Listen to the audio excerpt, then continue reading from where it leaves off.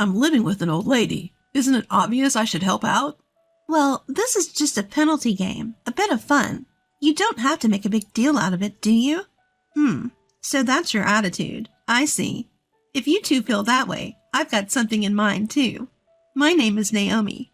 Currently, I'm living alone in the city, far from my childhood home. It takes about an hour by car to get there, which makes it hard to visit often. I manage to get back maybe once a year. Last New Year, for example, I was too busy with work to make the trip. But this year, I was able to make the journey home. I've been looking forward to seeing my brother and his wife, who got married 2 years ago and are living with Mother and our family home.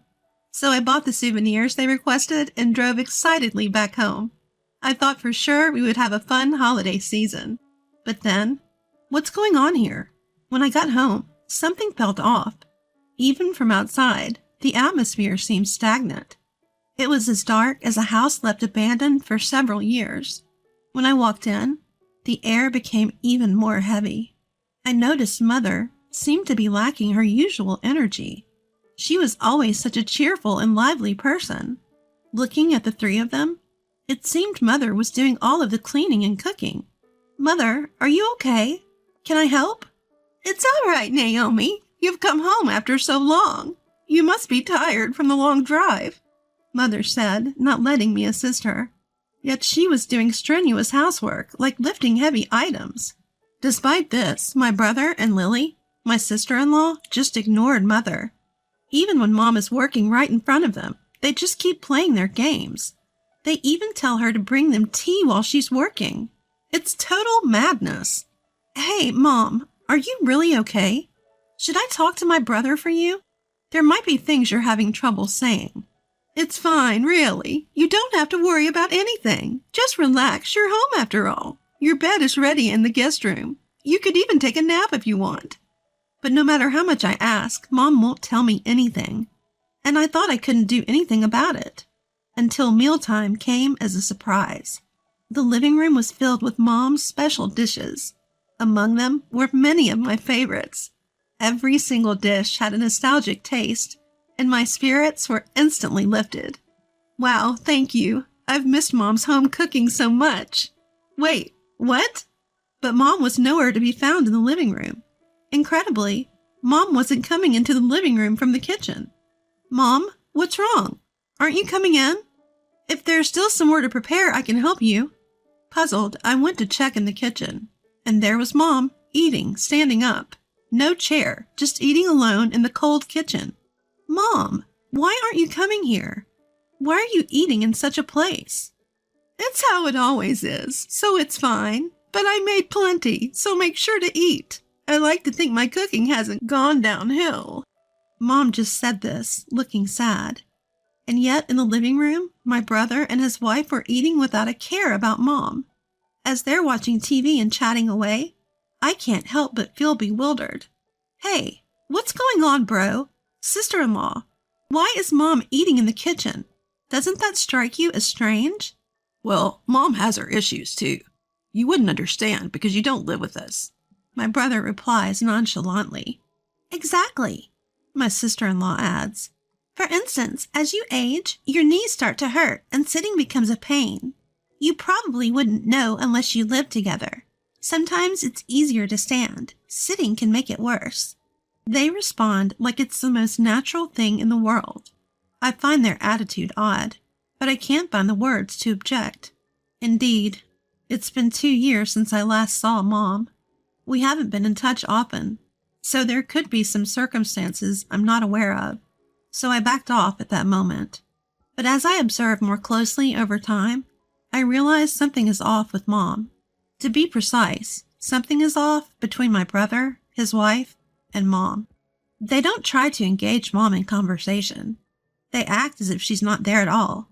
It's as though only I can see her. But then again, my brother and his wife have only been married for 2 years. They've been living with Mom since their newlywed days, so they probably haven't had much alone time. Maybe they're still in that lovey-dovey honeymoon phase. Maybe they want to stay absorbed in their own little world. That could be a way to look at it. And it's not like I, who isn't usually around, can dictate how often they should be conversing with Mom. With those unsettling thoughts, I went to bed that night. But the real surprise came later. In the middle of the night, I woke up, needing to use the restroom. And there she was, Mom, asleep, in the frigid hallway by the front door. Although she had many blankets covering her, it was a particularly cold night. Perhaps it was because of the severe cold front hitting us, but Mom was shivering from the cold. Mom, Mother, what's going on?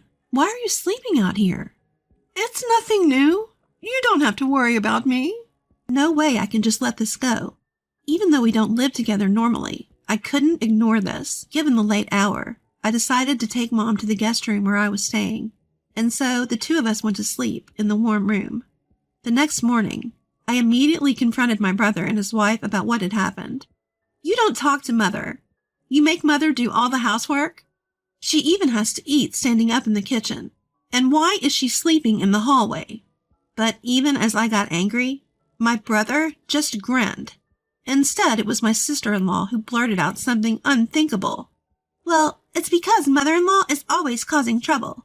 It's her punishment, right? Exactly my point. Punishment? What do you mean? When you rack up too many nuisance points, there are penalties. At 5 points, meals are in the kitchen. At 10 points, you handle all the chores yourself.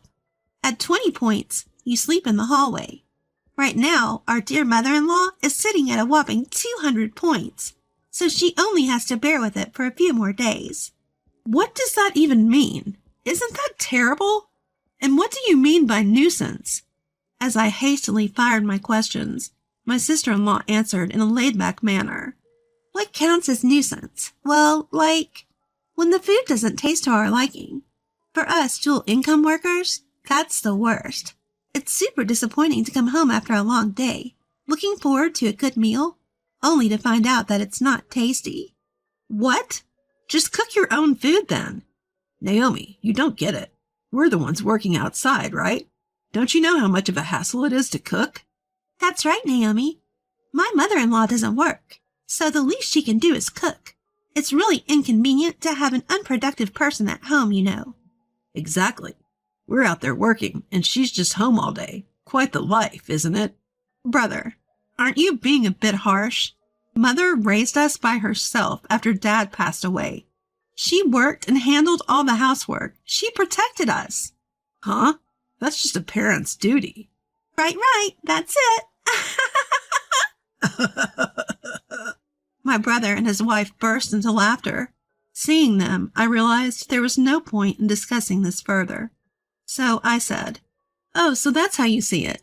Understood. Then I'll fulfill my duty as a daughter as well." With that, I began to pack Mother's belongings without waiting for their response. Mother's possessions were far fewer than when I last saw them 2 years ago. Just seeing that made my heart ache. But I held back my tears, finished packing, and helped Mother, who was apologizing, into my car. My brother and his wife watched us, grinning from ear to ear. Finally, they're taking the nuisance off our hands. Score. This home is ours now, Kevin. Let's enjoy it from here on out. I ignored their jubilation and drove off with Mother, heading to our home. A few days later, after the New Year's celebration had ended, it was back to work. Then a frantic call from my brother arrived. Hey, nothing's arrived. What's going on? Really? After what you did to Mother, do you think things would go on as usual? Brother, do you understand your position? What are you talking about? I didn't do anything wrong to you. True. You did nothing to me. But what about our mother? Think before you speak. With that, I hung up on him. It wasn't long before my sister-in-law called. What the? I just saw your email. What do you mean you're cutting ties with us? Explain yourself. Explanation, you say? Yes, cutting ties? What does that even mean? Cutting ties means stopping business with you. How many years have you been in the workforce that you don't understand that? Are you okay functioning in society? Wait, that's not what I meant. Don't insult me. Why does our company have to be cut off? Are you really asking that? At this rate, you're less of a professional and more of a, are you okay as a human being? You do remember what happened a few days ago, right? And with that, I hung up on her too. Truth be told, I currently work at a major company. My brother freelances for us, taking on occasional writing tasks. Though it feels odd to do this to my own brother, there are plenty of other writers. As for my sister-in-law, she's the daughter of a CEO who subcontracts with our company. My department handles their contract. Honestly, cutting off our business ties was easy. After handling the calls, I took a deep breath to compose myself. Then I sent both of them the same message. You both mistreated Mother. As her daughter, I will fight to protect her. Anyone who is an enemy of Mother is an enemy of mine, and I won't hold back. After all, the two of you met when my sister-in-law visited our company for work, and my brother was just looking for more work from me. Despite such circumstances, you really thought it was okay to be so rude? I hate to say it, but I've been helping both of you out since you met. But that ends today. It seemed they both read the message quickly and replied in haste. I didn't forget. I treated you better than any brother would to his sister. I even spruced up the guest room for the New Year's celebration. I couldn't leave that to Mother. I also had Mother-in-law prepare your favorite foods, Naomi. You're going to forget that kindness? After reading their messages, I replied, You couldn't leave it to Mother? You had to prepare? How dare you disrespect the woman who raised me so lovingly? You both disgust me. Brace yourselves. In the end, I stopped passing work to my brother. There were plenty of others who were more careful and faster than him. Without our familial connection, there was no need to favor him. One day, a coworker who didn't know about my relationship with Kevin asked, Hey, Naomi, this Kevin writer, he hasn't been active lately, right? Is he not taking on our work anymore? Yeah. He told me he doesn't like our work and to stop sending it his way, so I think we can just ignore him. Wow, what a strange guy. Without any significant skills yet? Honestly, I wonder if he'll be okay cutting off our work. I get it. He was a bit of an oddball, wasn't he? Exactly. He breaks deadlines, acts all high and mighty, and for some reason, he's quite aggressive when it comes to price negotiations. If we don't have to work with him anymore, it's a relief. From an outsider's perspective, this is how my brother is viewed when I stopped passing him work. He once mentioned that 90% of his income came from our company, so he must be in quite a pickle now. With that attitude and skill level, I doubt he can easily find new work. Well, let him struggle for all I care. It seems his wife, my sister-in-law, got a serious scolding from her father after he found out what she had been doing to Mother. Her father contacted me in a panic. I will disown my daughter, so please, I beg of you, keep our relationship as it has been. If there are any other conditions, I will accept them. He's the president of a company we subcontract to. I can't just ignore him after he said that. So I set a condition.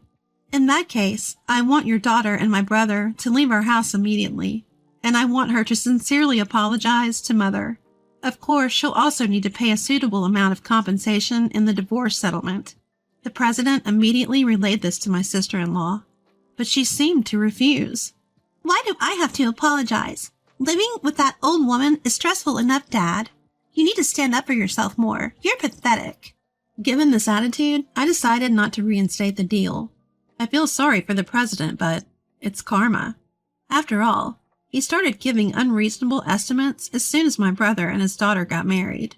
He's strong in price negotiations, but lacks in meeting deadlines and maintaining communication. If he weren't a relative, I would have cut off the business relationship a lot sooner. Above all, he's the man who raised such a sister-in-law. There's no need for me to go out of my way to help him. And so, my brother and his wife were cornered. According to local friends, they seem to have left their home at some point. The house originally belonged to our parents, my brother, and me. It's quite spacious for 4 people. For just the 2 of them, the utility bills must have been quite high. According to that friend, they apparently spotted my brother and his wife in an apartment that didn't even have a bathroom or toilet. It seems they must really be struggling now without a job. But that's no longer my concern, even if they suddenly decide to apologize. I have absolutely no intention of forgiving them. On the other hand, in stark contrast to these 2, Mom has been regaining her energy. She sleeps in a soft bed in my house and enjoys her meals in a warm place. She doesn't need to push herself to do housework and can relax on her days off. After months of living this way, she's returned to her former energetic self. I was wrong back then. I convinced myself that your brother and his wife were right. I thought I had to obey because I was no good. Naomi, thank you for saving me. No, I should apologize for not realizing sooner. I'm sorry that I let you suffer, Mom. From now on, please tell me immediately if anything happens. We have to make up for the past by being happy. Recently, it seems Mom has even made some friends in the neighborhood. She claims the unfamiliar city is exciting, and she enjoys exploring it. Watching Mom enjoy herself like this is my greatest pleasure. From now on, I want to show my appreciation for the mom who raised me. That's the strong resolution I've made.